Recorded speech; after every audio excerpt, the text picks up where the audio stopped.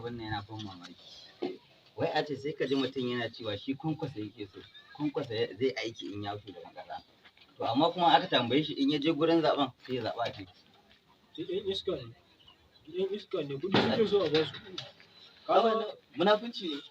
Don haka ba su kuɗi su canza saƙon da ba shi ne. A yanzu kuɗi za su canza maka ra'ayi. Ka je zaɓen APC ka dangwala PDP. Yanzu Ka je zaɓen PDP ka dangwala mai NNPP. Wai kayan daɗi. Ga wanda ka sani wanda ya aiki ya ɗau matasa aiki ya aiki yadda ya kamata. Amma ka ji ka zaɓa wanda mutane suna kirarin suna cewa da Kwankwaso zai ci zaɓen nan wayan da aka yanda yake ɗiban jama'a a jihar shi mai yana ba su aikin yana sa su wasu makaranta ka ga da shi kenan wallahi ka gani dai kuma da mu haka da duk wannan da muke da duk babu ba wannan kan wannan kafan da ba za mu yi ba wallahi ya kwashe wallahi amma mutane ga suna zaben Atiku saboda kai abin duniya bola kaji wani suna bola to wannan ba suna azuci wannan ana kaji kasa arni assalamu alaikum wa alaikum assalam barka da lafiya gida ya gari ya kwana da yawa ya zabe wannan an ba ina fatan ai cancanta to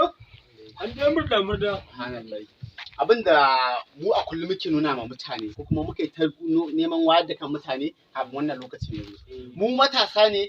a cikin shugabannin ƙasar nan an zo da shugabannin ƙasa manya-manya guda hudu wanda a cikin su akwai kowanne a ɓangaren arewa muna da manya guda biyu wanda suke manyan jam'iyyu a ɓangaren kudu muna da akwai manya guda biyu wanda dukkan su manyan takara na san sai aka ce muke nuna matasa a yi cancanta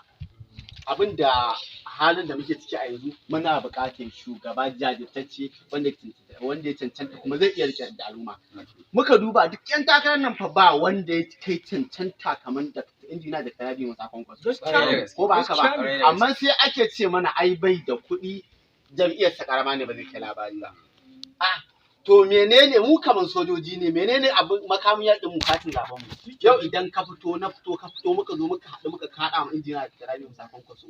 ba mu cancanta ba mun yi cancanta an zo an siya mu da kuɗi an ce ai shi bai da kuɗi ba zai ba mu kuɗi ba sai a zo a baka kuɗaɗen da ba za su wuce ka kashe su yau da gobe da jibi ba sai ka zaɓi shugaban da kai kanka ka san bai cancanta ba ka san cewa zai mai da kai gidan jiya ne kada mu manta mun shiga shekara 8 na tsalla Allah ya kawo mana shugaban da muke tunanin zai iya mana adalci wanda yayi a jihar sa mun gani yayi ma ƴan wasu dahohi ina ga an shi Najeriya gaba ko ina da ina shi mutumi ne wanda ba ruwan shi da kabilanci sai muka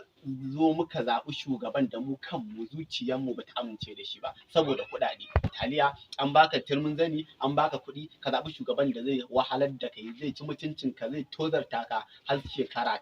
8 gakuran da mu muke makanmu yanzu nake jin labari wai wani ma shi ya ce ɗan Kwankwaso yana son Kwankwaso amma yadda je wajen zaɓe sai aka ɗauki kwalin taliya ɗaya aka ɗauki lerin taliya ɗaya aka bashi aka haɗa mai da 1000 wai sai ya zaɓi tuni da ya ci gaba yin wani wani kuma shi ma ta ɗan Kwankwaso ne tun daga shugaban gantacce wai sai zo sai dangwala ma a ciki wanda mu mun sani manyan shi wannan tare aka tafi da shi tun farkon gwamnatin nan duk wata tsiya da ake shuka a ƙasar nan da shi aka shuka me suka yi na kawo canji shi kuma wancan ya zama mataimakin shugaban ƙasa me yayi a jihar sa da muka gani to shi yasa mu yanzu kuskure da an riga an yi sai dai fatan Allah ya kawo mana gyara sannan idan muka zo zaben gwamnoni fa ya kamata mu tsaya mu duba cancanta ko mutum nawa zai bamu ko a wace jam'iyya yake bai dame mu ba amma mu duba wane ne muke tunanin zai iya mana adalci zai kawo ci gaba shi za mu dangwala ma shine abin da nake kira nake bi na faɗa wa matasa kuma yanzu na ba ku sako kun ga wasu matasan mu gaya musu mu gina gobanmu ta hanyar zaben shugabanni masu kyau ba ta hanyar a bamu kuɗi a siye mu ba dan Allah mu wato ainihin ku da mana subscribe sannan ku danna wannan wato ainihin ƙararrawa ta yadda za ku samu sanarwa ta musamman a duk lokacin da muka wato ainihin ɗora sabuwar ɗauki